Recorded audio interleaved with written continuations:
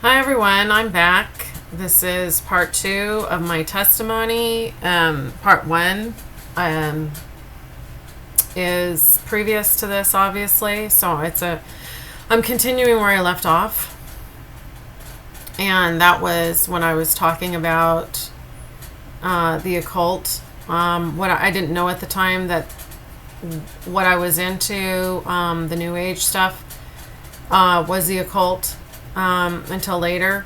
Having said that, I know from the prayer group that I spoke about, they did talk about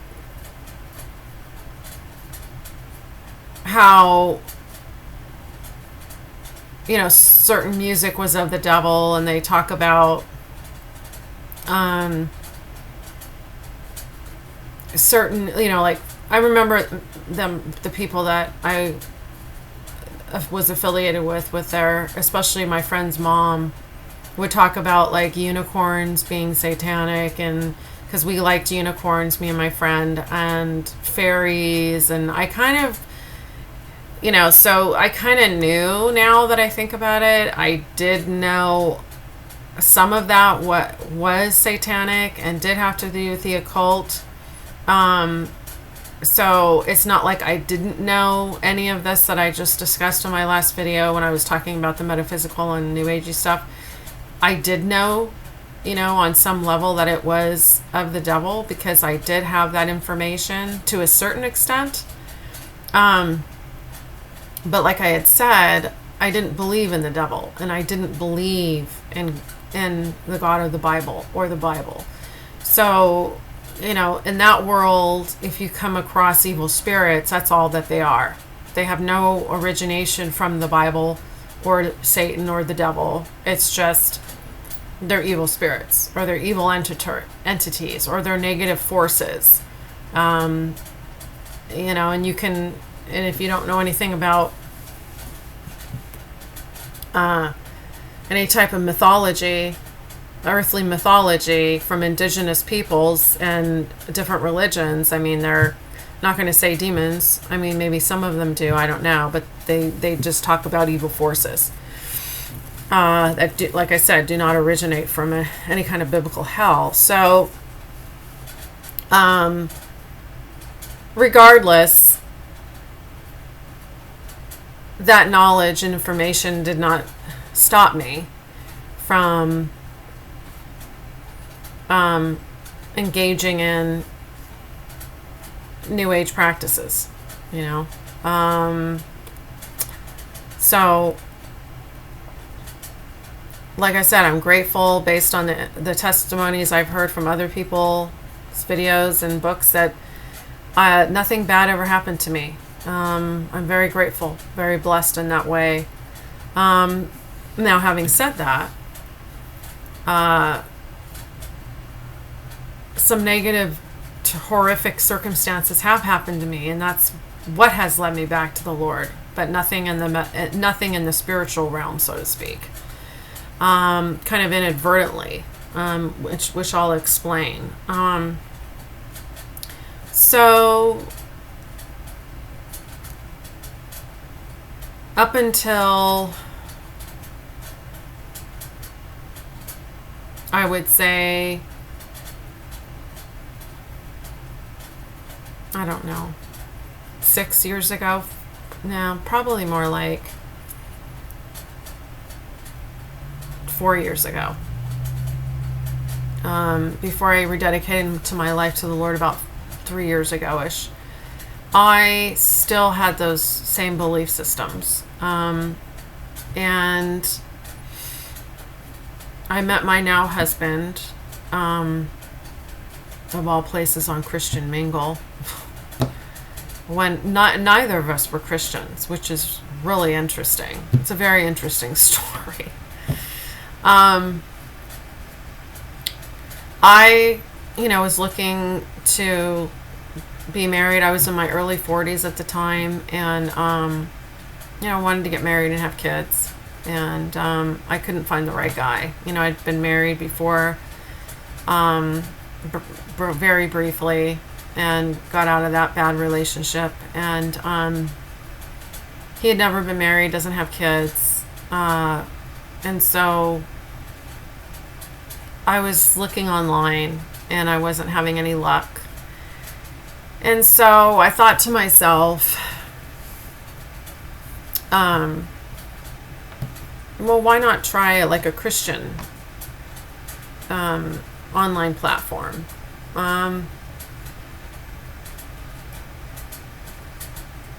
I think because at the time I was really into, at that time, The Secret, and not so much the book anymore or the movie, but the philosophy, which I'm sure most of you know is, we manifest our realities. So if we want to manifest, money, a home, cars, etc., then we focus on that and believe in that, and it will materialize. Well, I wasn't so much interested in the money. I never have been that way. I was more interested in finding a husband. So I had made a vision board about the kind of husband that I wanted and the attributes that I was looking for, and I had written them down specifically, and because I kind of had weeded out the undesirables. So, and I had that under the heading of God, like I am a co-creator with God. That's what I was believing at the time, based on what these books that these people wrote had said. And my friend had given me a book that was a woman who wrote it about manifesting for the things that you want, like from the heart, and in terms of finding a partner. Like she basically said, if in order to attract the person that you want, you need to become that which you want. And I'm like, okay, well, that makes a lot of sense.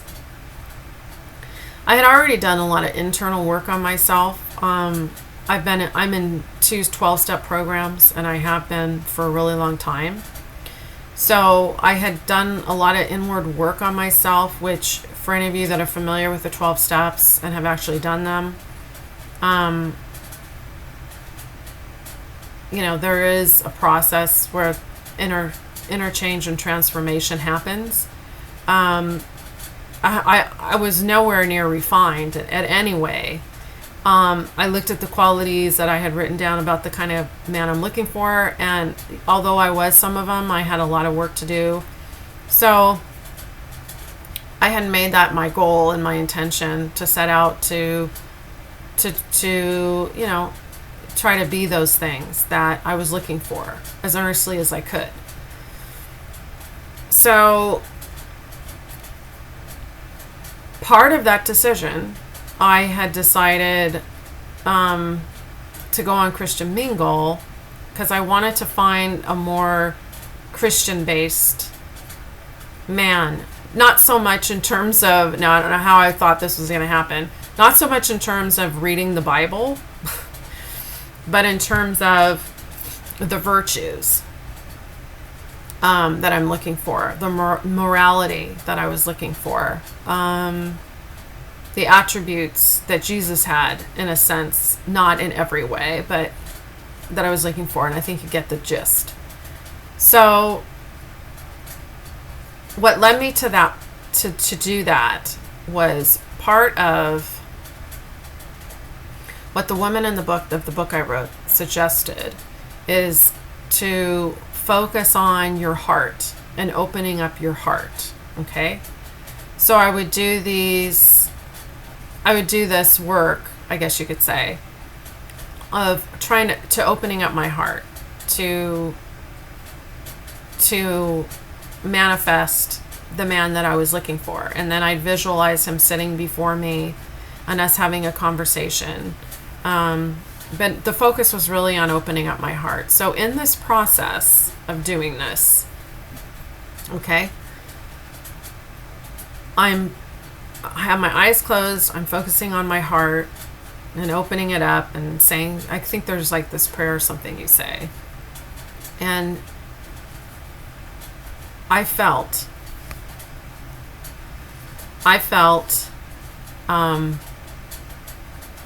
although I felt he was a million trillion miles away, I felt the Lord. Okay? And I was like, oh my gosh, he's in my heart. He never left. However, he felt a million miles away, and I don't know how to really explain that. It's because that's where he was at that I put him in my heart. But it was fascinating to me because he had never left. And I started to cry, and I was like, oh my gosh. And that was pretty much it. I mean, at that point, I hadn't rededicated my life to him or anything like that, okay? But that experience was real, and there was a reason for it, as we know. So, not long after that, maybe, I don't know, 6 months later, I met my husband on Christian Mingle. That's kind of around the time I decided to go on there. He went on there for the same reasons. He wasn't a professing Christian at the time at all. He was into the New Age stuff like I was. And okay, I got paused for a second. Okay. So like I said, he was into the same beliefs that I was, but we're on Christian Mingle. And so we meet, and not shortly after that, we got engaged. We knew that God had brought us together. We knew we were meant for each other. I mean, there was no doubt about it. So we got married shortly after. We've been together ever since. That was 8 years ago. And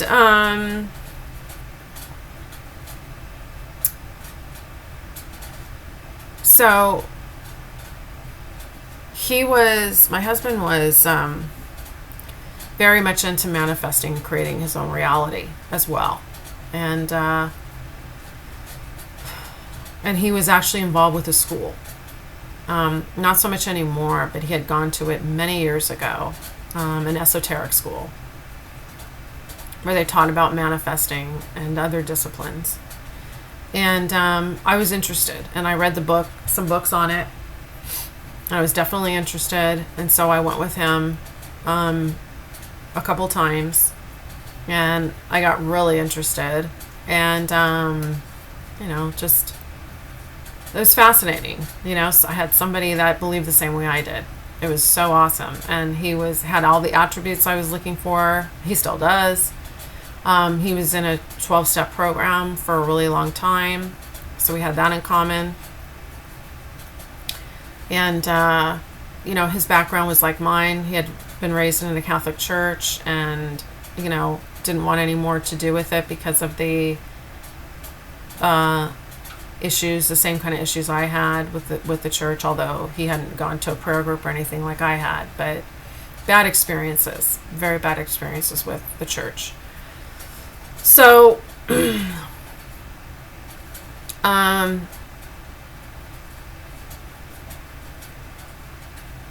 so I'm trying to not make this long. I don't know how to do this without making it long.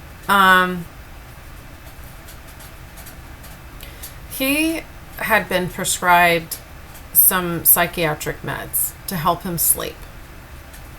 I used to work for a psychiatrist, so did my mom. I also had taken antidepressants and anti-anxiety medication in the past, so I'm familiar with some of the meds. And when he told me the meds he was on, I was like, wow, okay, that's for sleep. I knew that they were pretty heavy-duty meds. And he had told me that many years previously he couldn't sleep, so he went to the doctor, and the doctor said to him, I'm going to diagnose you with bipolar disorder in order for you to get these meds. Now, why he said that, I have no idea. Why he didn't give him just regular sleeping meds, I have no idea. But he didn't. He diagnosed him with bipolar disorder, which he did not have, and he doesn't have. And put him on these meds.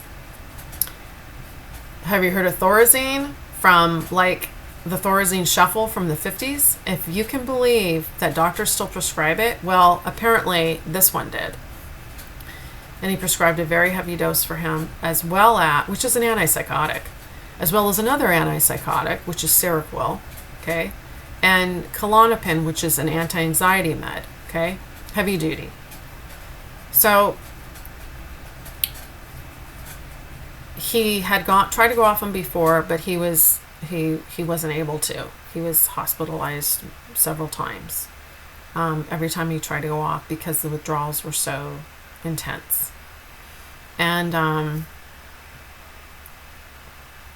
he wanted to go off them again because he knew the side effects. If you stay on them too long, you can get a stroke, a heart attack, diabetes, all kinds of horrible, horrific things. So he's been trying to get off of them when I knew him. And so he started to taper off them slowly and was unsuccessful. And so he basically went sleepless. And he owns his own business, and he has a crew that he manages, and he wasn't able to function on no sleep and running a business. So he had to shut his business down, which forced us to have to move out of our house and sell all our almost all our stuff and move in with my mom, which we both didn't want to do, but we had nowhere else to go. So for anybody who has any clue of what we're talking about, I know that this may sound strange to a lot of you because you don't have that experience, but I'm just letting you know now that it's true, that it's real, that it can happen, and it does happen to people who are on these psych meds for a while. Okay, and a while, I don't know. I mean, we've known people that have been on them for like a year or longer. And when you taper, even if you do taper slowly like they recommend, the doctors recommend, you will still have horrific side effects. All you need to do is go on YouTube and look it up. There's tons of people who can testify to this if they're still living, because some can't handle the side effects and they end up killing themselves. That's how bad it is. I had no idea about any of this because even though I had taken antidepressants and anti-anxiety meds, I hadn't taken them long. I never was able to take them long enough to see this happen. They always affected me negatively, and I couldn't take them. So in the first year of marrying my husband and knowing him, in that first year, we were in hell. Going sleepless, having his body ache all over and being in pain, losing his business, which he had worked all his life for 30 years, losing our home, our things, although that's, me and him both know that they're material things, but still, it's just the trauma of it and the trauma of not sleeping and just physical pain, constant physical pain all the time, and him saying that he's in a constant state of anxiety all the time, like his nerves are like this 24/7. He can't think straight. His mind isn't working properly, and at one point he had a nervous breakdown, and he said he actually heard in his mind, in his brain, something snap. Okay, so what we've learned from these meds is they affect certain receptors and neurotransmitters. And so I think there's like the GABA receptors or the gamma receptors, I can never remember, but especially with the benzos, the Klonopin, the other ones, the Xanax, etc. So if you try to taper off those, especially, the gamma receptors are used to having and I'm not explaining this right, but they're used to having a firing a certain way. So when you remove the medication, even if it's a little bit at a time, everything goes haywire in your brain and in your nervous system. So you have to actually get off of them if you can, and then allow a healing period, which could be up to a year to 2 years, for the receptors to calm down and work properly again. Okay, I know I'm not explaining this well because I can't remember exactly what the process is, but you kind of get the gist. So we didn't know any of this, and the doctors didn't know any of this when this was all happening, which they should have, but they didn't. And so we were all alone. I mean, my friends didn't understand. They basically abandoned me.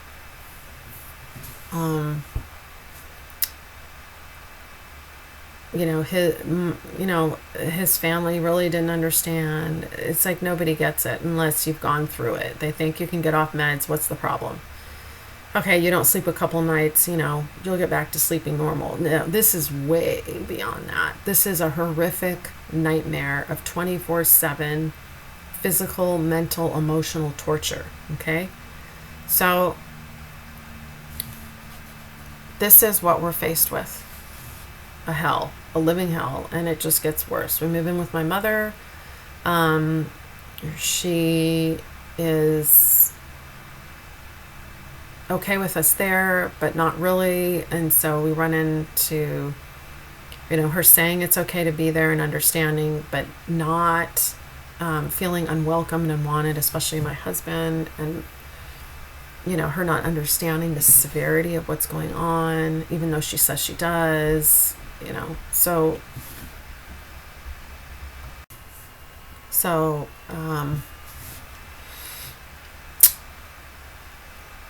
we move in with her, and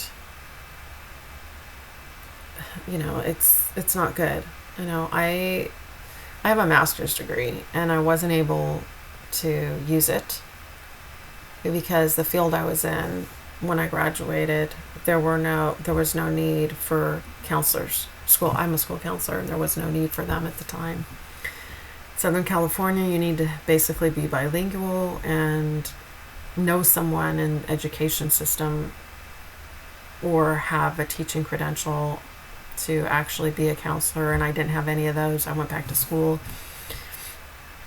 I tried to get my teaching credential, and it was even harder to get my teaching credential than getting my master's, and it was a nightmare of not having enough money to do the internship, being in classes that were ridiculous, unending tests I had to take. And, I had already been through so much school, and at that point, I was done. My dad died that semester, so I said I don't want to finish my credential.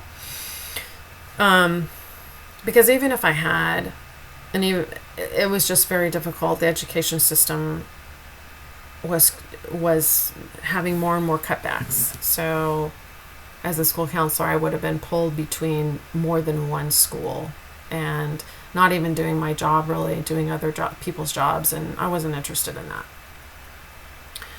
So although I was working, I wasn't working full time, and I didn't really have anything to fall back on. I have secretarial skills, but you can't support you and your husband on those. So financially, we were in a bad way. Even if he could collect, he's self-employed, so even though he could collect some type of Social Security benefits for disability, I'd already been down that road, and with myself, with my back, and it's very hard to get Social Security long term. You have to have the doctor's approval, and none of the doctors believe. They don't even know about this. They don't even know about, it's called protracted withdrawal syndrome. They don't even know about it. So they're not even going to write a letter or do anything. And even if they had sent letters, you're always denied the first time, and you have to reapply. And it's just so much work and so stressful. We were just not in the, and then after all that, we figured out he wouldn't, because he didn't pay into the system,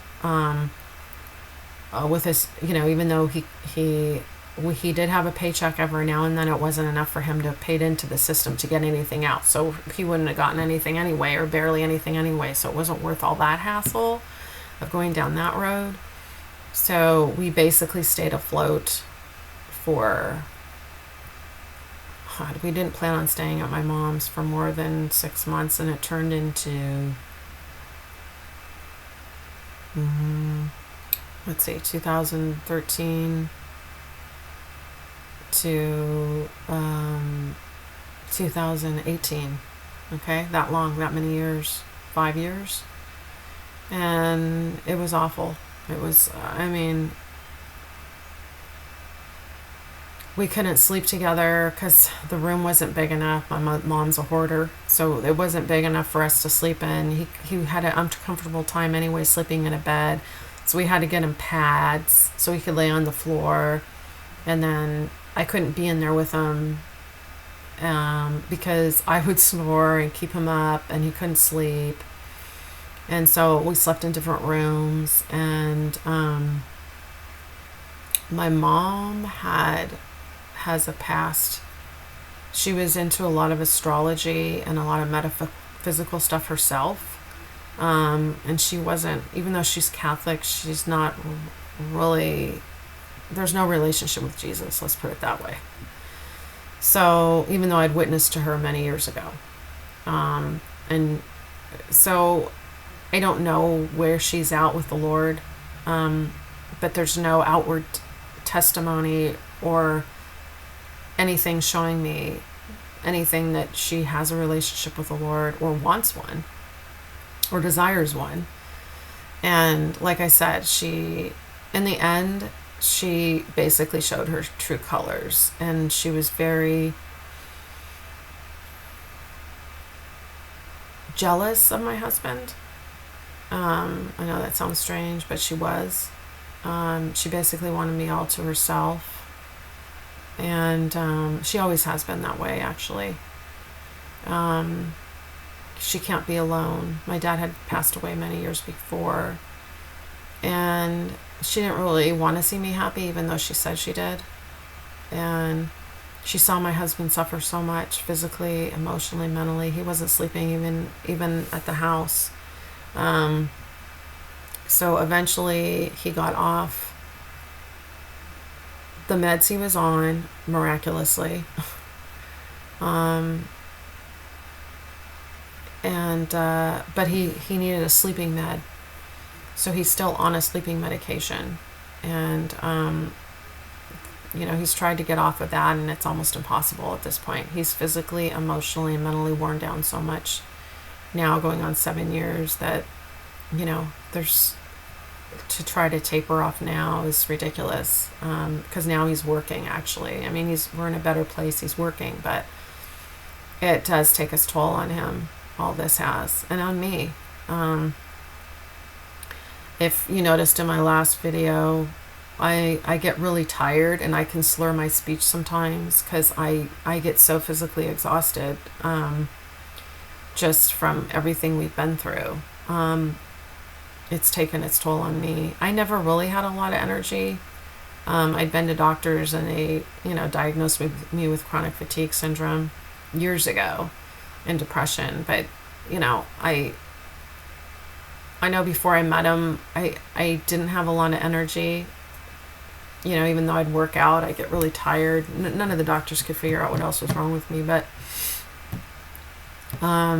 now, so I'm even more tired. So pardon me if my speech slows down and I slur my words. It's just because I get so fatigued. And it's understandable, because when you've been in this for so long, like me and him have, it's exhausting. I don't take care of him 24/7 like I used to, but he still relies on me for a lot, because he physically can't do too much. Still, I mean, he goes to work, but he's basically driving in a car and, doing estimates. So it's not a lot of physical labor like he had to do, but it takes its toll very easily. And when you're older, even more so, because we're both in our 50s now. So anyway, we were at my mom's, my husband was having so many breakdowns just from losing his business, from the physical and mental effects of the medications. Can you imagine being stressed out 24/7 and not having any relief? He doesn't smoke pot, he doesn't do drugs, because of the 12-step program he's in, and has been in for many years. And even that wouldn't really help. So I'm not advocating those things. I'm just saying that there is, marijuana out there that is psycho, what is it called? It's not, it doesn't give you the effects of being on high. It's just, you can give it to a kid. It's just basically the marijuana, without the effects of getting high. Non-psychoactive, that's what they call it. So,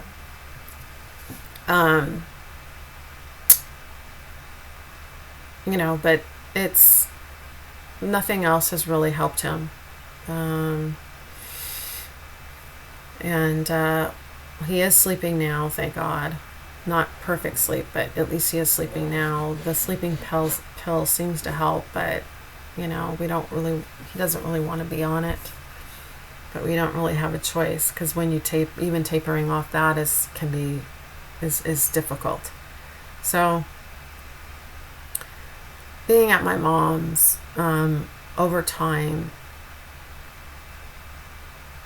it was so depressing and so sad. My friends totally abandoned me. They didn't understand what was happening to him, or what I was going through. And I found out they really weren't really my friends, to be honest.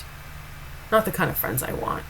They're there when they're there in the fun times. They don't want to be there in the stress and the not fun times. And he found that to be true of his friends and his family. So we basically felt really alone and isolated. And,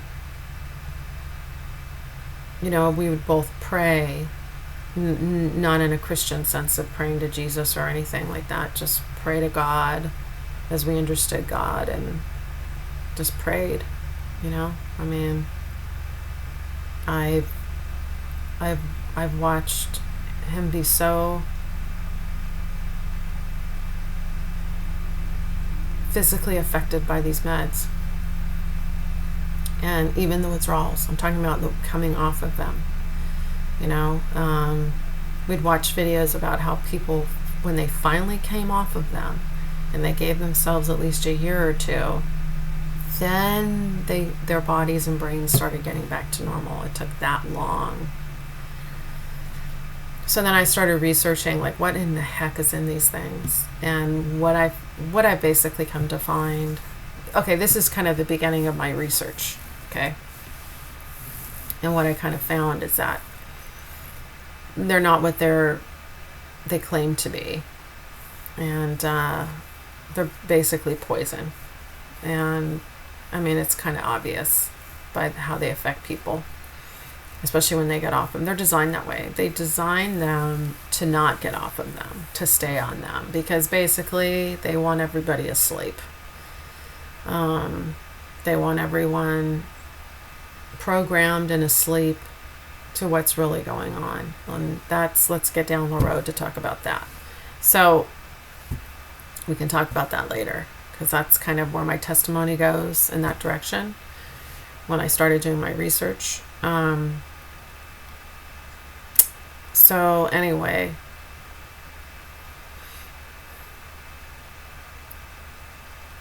watching my husband suffer every day, it takes a toll on you. And I was in despair, and I was distraught, and I was emotional wreck, and I was trying to hold it together and work and take care of him, and deal with my mom and her weirdness, and her unsupportiveness, and her unkindness and uncaring. She could be just so uncaring, and we were like, God, we have nowhere else to go. Where else are we going to go? What else are we going to do? We felt like we were at a dead end. And then he had his first heart attack. And that heart attack in 2000 and, no, what was it? 2014. It's called the Widowmaker, which means you only have 6 minutes to get to the hospital. If you don't make it in time, you die. He was like that for months because he didn't tell me, but when he was working, he would feel like a chest pain, not like as severe as it was the days leading to his heart attack, but he would have the chest pain and not thinking it was a heart attack, it would just go away. And so this was going on, but he kind of felt like maybe it was, but we didn't have insurance and he had to work, and because we didn't have any money coming in. So he would work on, not all the time, but when he could, he'd force himself to work even though he physically couldn't. So maybe like once a month or something. So he did notice that, and he didn't tell me. And then finally, in the last week or two before his heart attack, he was really having sharp pains. The last thing I thought, he's 48 years old at the time, the last thing I thought, he's having a heart attack. He had no signs. He didn't have diabetes. He was eating well. He was not overweight, but he was, he was extremely stressed. And having a heart attack is a byproduct of these meds. Like I said, you can have strokes, heart attacks, etc. And probably tapering you can too, because it's still in your system. So he had this massive heart attack, and we didn't know that that's what it was. And then finally he's like, I think I'm having a heart attack, because we didn't understand what was happening. We thought maybe he pulled a muscle. It was so bizarre, and because we just couldn't believe he was having one. And so he went to the hospital, and the doctor was shocked. He's like, why did you take so long to get here? He should have died months ago. He had 95% major blockage in his major artery. 90 to 95% major blockage in his major artery. He was like that for months. Okay? So now looking back, I know he knows that there is a divine plan for everyone. And the reason he wasn't dead, which he should have been, medically speaking, is because he wasn't supposed to. Okay, so prior to that, I guess I'm going to mention this too.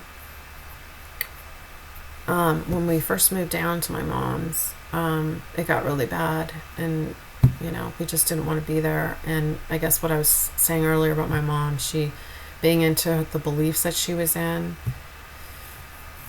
and not cleaning out my grandmother's things or my dad's things. They had both passed away in the house. Not my dad, but my grandmother had, and she wasn't ready to let go and move on from that, which is fine. But my husband stayed in the room where my grandmother slept in, and I kind of knew, and I had experiences in her house where I felt I saw things at night, especially. I would have things wake me up at night, and nothing evil that I saw, was evil or menacing. Just like these beings that would wake me up at night. Not even like light beings or beautiful beings, just weird looking beings that would wake me up at night. And that would happen a lot in my room in the house. This was before I met my husband. And my husband had a friend of his come over, and he came over for the first time, and he remarked to my husband, and he didn't even want to tell me, that he did not feel good in that house, that there was some kind of bad energy in there, and he didn't feel good around my mom either. Okay, so I'm kind of giving you an idea of what's going on here. My husband was in his room sleeping, and he saw things in his room that would wake him up. When I was there sleeping, in the other room, when he was in his room, I would have the same experiences. And we were just like, oh my God. Okay, so on top of all this physical, biological stuff we're going through with his meds and the nightmare of not knowing if he's going to live or die, if he's going to make it through, and what's going to happen to him, how's he going to get off these meds, what are we going to do, we lost everything, all our money, the business is gone, whoa, living here with my mom, and then unsupportive, and then on top of it having things waking us up at night. It's like, this is insane. And it just kept getting worse. So basically it got to the point where my husband wrote me a letter that he was going to kill himself. I actually never found the letter. He put it out there for me to find, but I never found it. And he went to the beach and he had a loaded gun and he held it up to his head, and he felt like he was in a daze. He said he felt like there was this voice in him that was just like, just do it or something. And he felt really out of it, in a daze. And in that moment, this is before he had the heart attack too, and in that moment a woman appeared. Her name was Angel, or no, her name was Angela, and she stopped him from killing himself. And she said,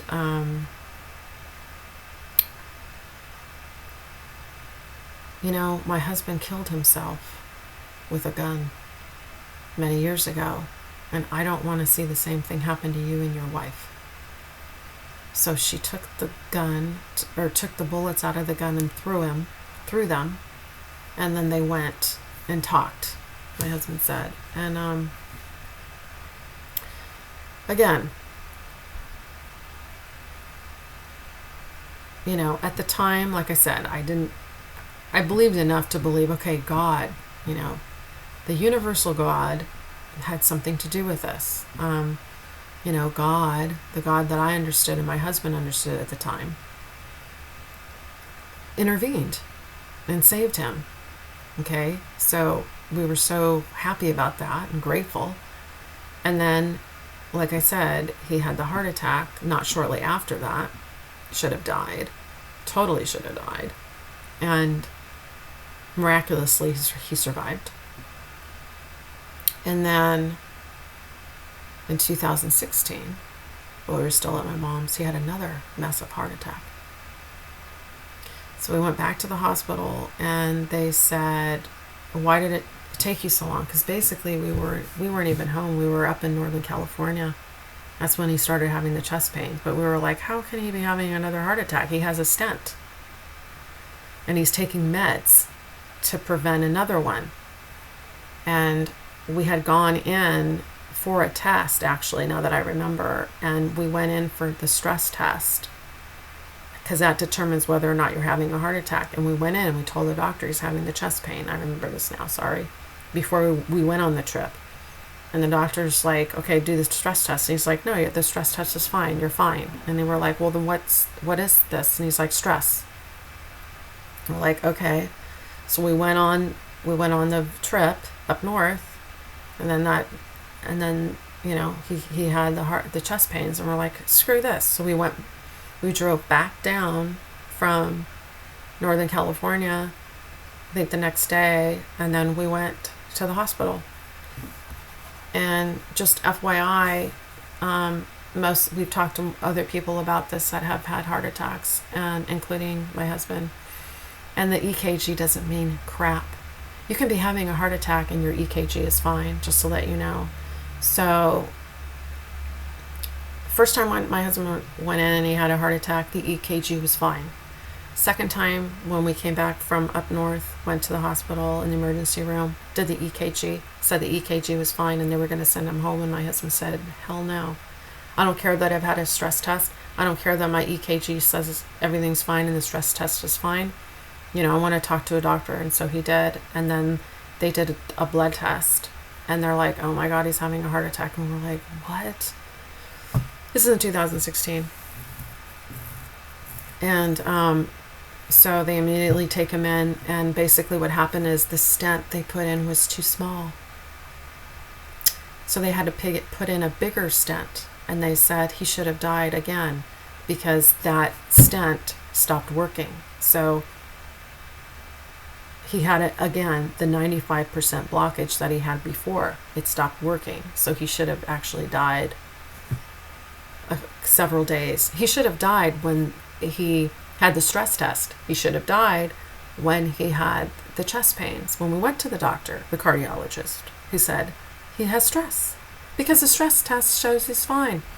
So then I confront his cardiologist, and I said, well, what the hell? Why didn't they put a big enough stent in? And he goes, I cannot comment on what my associates do. And as far as the smaller stent, I can't comment on what my associates do. I put in a larger stent, and that should be, it's big enough. It should be fine. Like, oh God. And then I said, well, then what's the point of the stress test? And he says, well, it's not 100%. Okay. So, anyway, I know a lot of you have your horror stories too, because when I do tell this story, I get a lot of, I've had a lot of people tell me all kinds of crazy stuff about our wonderful medical system. And believe me, I'm in no means against our medical system, but my dad died from a routine stomach surgery because there was a problem in communication between the staff and the physicians with the antibiotics they gave him. They gave him antibiotics for the infection, the routine stomach surgery infection, but apparently it wasn't enough or the right kind, and there was some kind of miscommunication, and he died as a result of an infection being treated in the hospital. So, although I know there are good doctors out there, I know there's bad doctors from what you've heard, and this is no exact science at all. And so, okay, so he should have died again. So this is 3 times he should have died. Okay. So I'm like, God, again, I am not praying to Jesus. I'm still not 100% on the Jesus thing or the Bible. I'm not going that route. I'm still believing in my own personal God like my husband is. And we're still like, okay, God, thank you for saving his life again. I mean, obviously he's supposed to live for some reason. We don't know.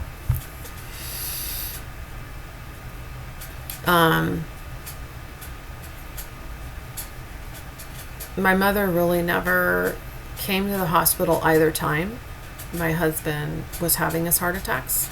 I was there by myself.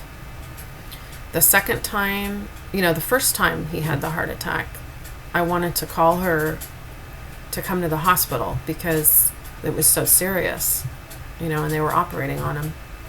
And I felt like I would bother her if I called because she was at Bridge. And I didn't want to bother her at Bridge. So I'm kind of giving you an idea of my mom's mentality. Second time he was in the hospital, I called her again because I was hysterical because I'm like, I didn't know what was happening because they had come out and told me he may need open heart surgery because they didn't know what exactly was happening. They didn't know at the time that the stent was too small or what was going on. I was freaking out. I had no one to call, no friends to call, none of his family members to call because they weren't really talking to him either because they really didn't believe he was as bad as he was, or I don't know what their problem was. They're very self-absorbed themselves, unfortunately. And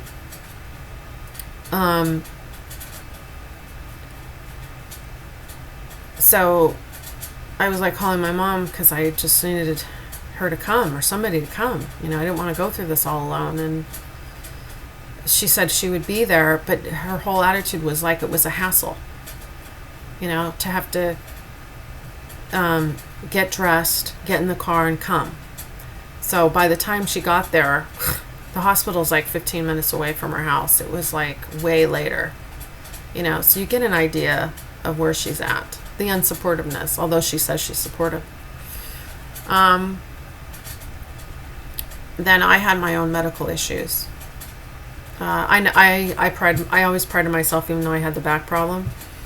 I always prided myself that I never really got sick a lot, and that was the most serious physical problem I had. I had never had any surgeries on me, never took meds, couldn't tolerate them anyway, but never took meds.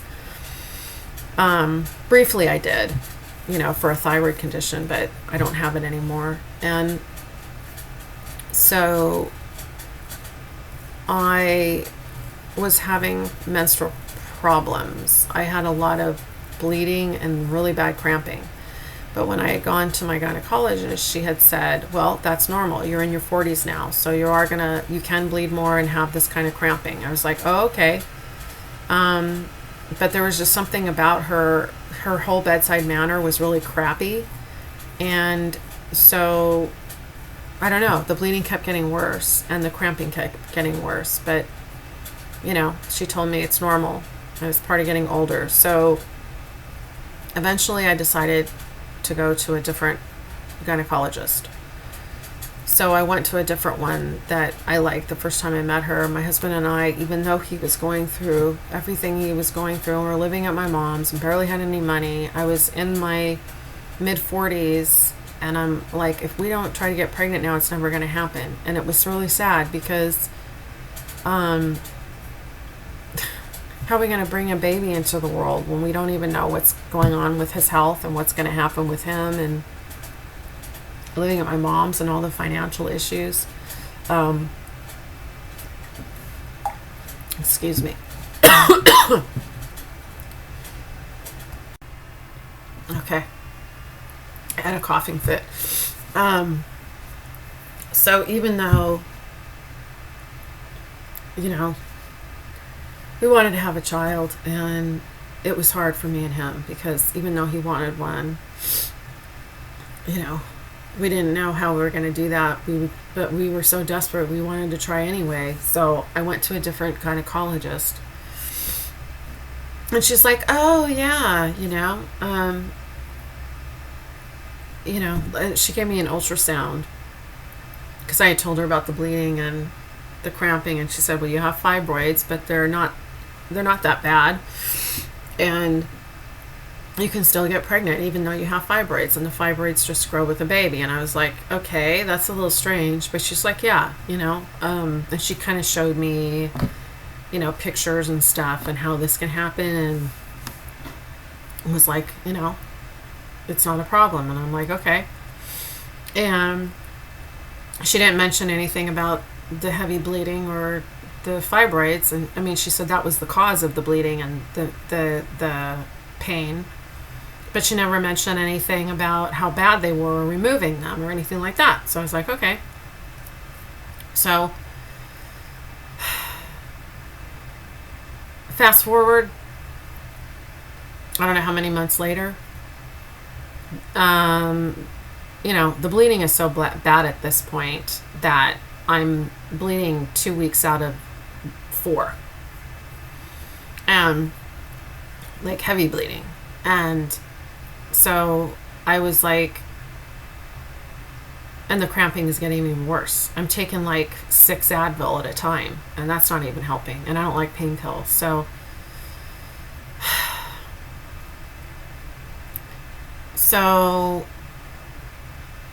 I go to see her and tell her about the bleeding, and so she examined me on my period, which she hadn't done before, and she goes, "You're hemorrhaging." And I'm like, oh my God, now you're telling me this? I'm hemorrhaging? And she's like, I'm going to stop the hemorrhaging right now. So she gave me like this medication to stop the hemorrhaging. It was, apparently, I didn't know this at the time, but it was a very heavy duty progesterone pill that you give cancer patients. I didn't know it at the time, but that's what I found out from my other doctor, who I'm going to talk about in a minute. So I take this, and it gives you heart palpitations. Okay? And so I'm like, this is screwed up. I don't know about this. And it stopped the hemorrhaging, but I had the heart palpitations. So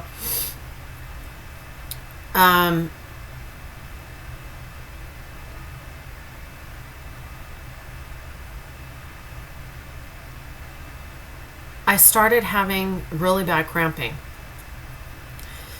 And it was really bad, the worst I've ever had, and I thought it was going to go away. So that night it kind of did. That morning I woke up and I was in the worst pain that I'd ever been in my life. It was on a scale of 1 to 10, a 12. It was pass out kind of pain. I was screaming at the top of my lungs. And I started hemorrhaging really bad. And I was still on this pill, Megace. It was called Megace. So I go to the hospital emergency room. They put me on, a really heavy duty pain med. And I had to have a blood transfusion. I had lost a pint of blood. And I don't want a blood transfusion because I don't trust that, even though they say, the chances of HIV or anything else in the blood is very minimal. I don't trust it. I don't trust doctors at this point. Having not had good experiences with doctors, both my husband and myself. So I asked the nurse, I said, would you give this to your sister? Or maybe she said it, I don't remember. Okay, I'll let you know. She said, yes, I would tell my sister to have a blood transfusion, even though it's like a 1 in 100,000 chance of getting HIV or anything like that. And I'm like, okay. So I agreed to the transfusion. So I'm waiting for my doctor to show up. She doesn't show up until, God knows, it was like 6 hours later to have, apparently I had such a big fibroid, because they did another ultrasound when I was in the hospital. I had such a big fibroid, huge, in my uterine cavity that was causing the hemorrhaging that needed to be removed. Why she never saw it before from the previous ultrasound, I don't know, but it was there. Because it hadn't grown that much in a couple months. So obviously the attending physician was like, it has to be, has to be removed. I mean, it's causing your cramping and your bleeding and hemorrhaging and everything. So that she got my doctor on the phone, the gynecologist, she agreed. She comes in, maybe says 2 words to me. And we go into surgery, and I'm like, oh my gosh, because I'd never been into like a surgery before.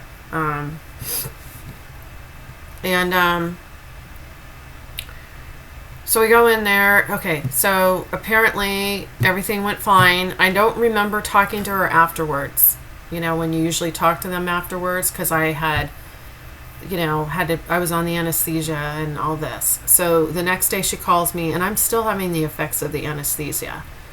Not as bad as they were the previous day, but I'm still pretty out of it. And she calls and she says, well, I just need to tell you that the surgery was unsuccessful, that in the middle of the surgery, the instruments failed, the suction device failed and it was not working properly, so I had to abort the procedure, and the blood and the blood transfusion that you were given didn't take either, because you lost all of it out because you bled out. And I'm like,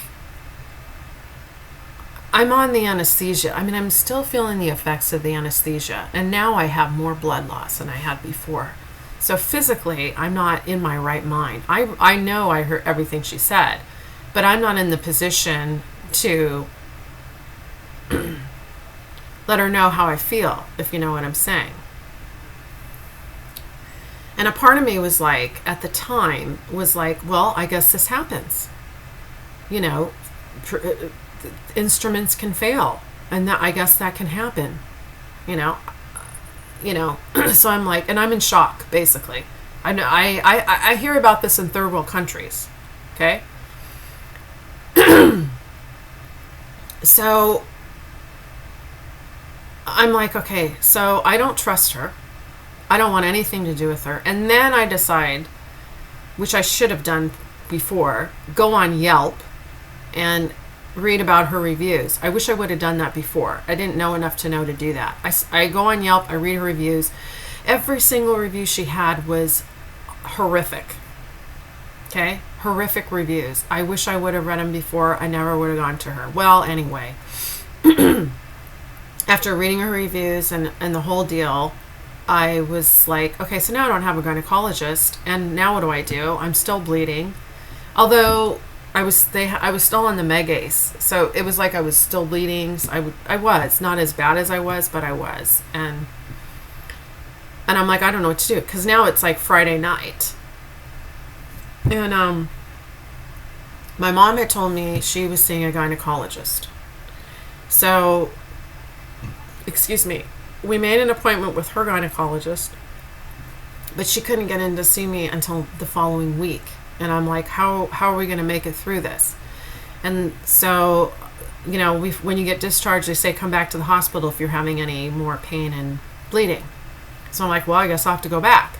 So I'm hoping the Megace is going to work, even though it wasn't working. And then something told me, I just felt I better call the hospital. I need to call and find out like what to do, because this is serious. So I called the hospital. It was Friday night. Of course, there's no one there to speak to. But I did speak to a nurse, and I explained to her everything. I even explained to her what the doctor told me about the malfunctioning equipment, and she said, I've never heard anything like that in my life. She goes, there are procedures that are in place. She should have reported that. And basically, we have procedures in place where the equipment is checked, so that doesn't happen. So this sounds highly, you know, she's basically telling me this sounds highly suspicious, and this needs to be reported. I said, that's fine. I want to remain anonymous. And she's like, absolutely. You know, someone will be getting in contact with you. And I'm like, well, what the heck am I supposed to do now? Because I got to wait until next week to see my new doctor. And she's like, well, all I can tell you is come back to the hospital. Okay, so the next day, I had the pain. You know, I went back to the hospital. And I basically told the doctor there, like, this is what happened. And he's just looking at me like, what? I'm like, this is what happened. I'm no longer seeing that doctor. I have the new doctor. I have the next appointment next week. Okay. And he's like, well, I need to get her on the phone now.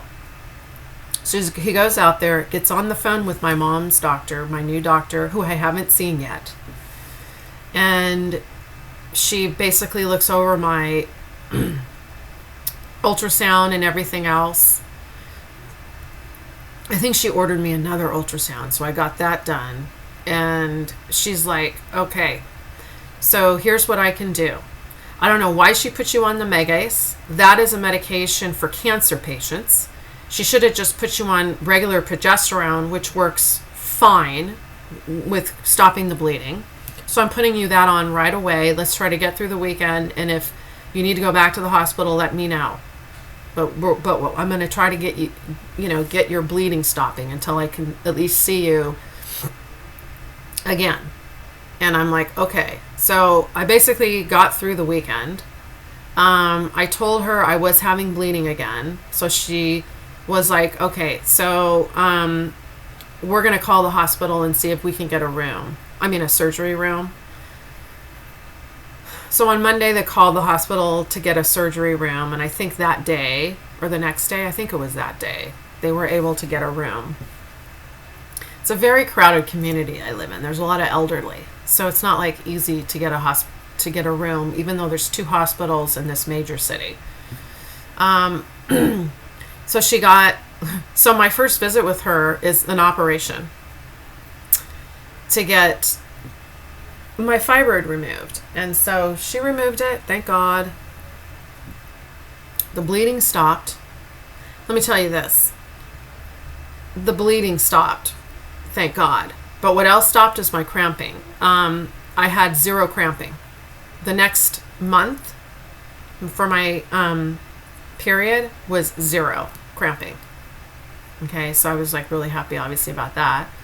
And the following month, I got pregnant. And she had told me, this new doctor, she said, I don't know why she told you, there is no way on this earth that you will ever get pregnant with a fibroid of that size in your uterine cavity.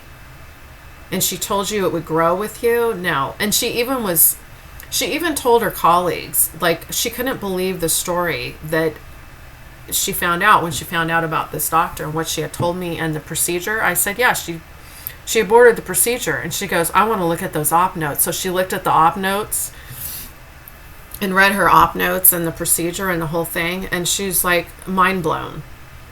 She was mind blown. And so were like the other doctors. And these doctors are UCLA grads, which is like a highly prestigious school in Los Angeles. And they couldn't believe it. They never heard anything like that. And I go, yeah. And this doctor, works like 2 floors below you. She goes, yeah, I've never heard of her. There's so many doctors in Southern California. So anyway, I love this new doctor. I'm so grateful for her. She saved my life. And she's like, okay, so now the fibroid's gone. Guess what? So I get pregnant. I'm like, my husband and I were happy, even though it was bittersweet. And so I go to get my ultrasound for the baby, and everything was fine. A couple weeks later, I go. I'm about 8 weeks now, and she's like, there's no heartbeat. I'm so sorry. She goes, we'll go and do another ultrasound again, but there's no heartbeat, And so then I went and got another ultrasound done, and there was no heartbeat. So needless to say, the baby didn't grow properly and develop, and so we don't have the baby. And I was supposed to miscarry, but I never miscarried, so they actually do a D&C. Because I didn't miscarry, so they did. And I basically was like, at the time, it's obviously not the right timing right now because of the situation with my husband and I. I mean, it's not the right time. We want to be in a better place in order to have a child, if that's in the, God's plan. So I basically just, I was upset, and so was my husband, but we were like, okay, obviously it's not the right timing. And at the time I was 47. So I thought, well, I researched it, found out there's women older than me that were having children, healthy children. So I'm like, well, if it's meant to be, it's meant to be, but not right now. So anyway, that was just a little bit of what has happened to me and my husband in the last 7 years, which is a lot. Everything just happening at once. So I'm going to actually stop here and just do another video because I see this is getting long, and I'm sorry, but there's a lot here. So I'm definitely going to wrap up and continuously move forward to where I want to be with coming back to the Lord. So thank you for listening.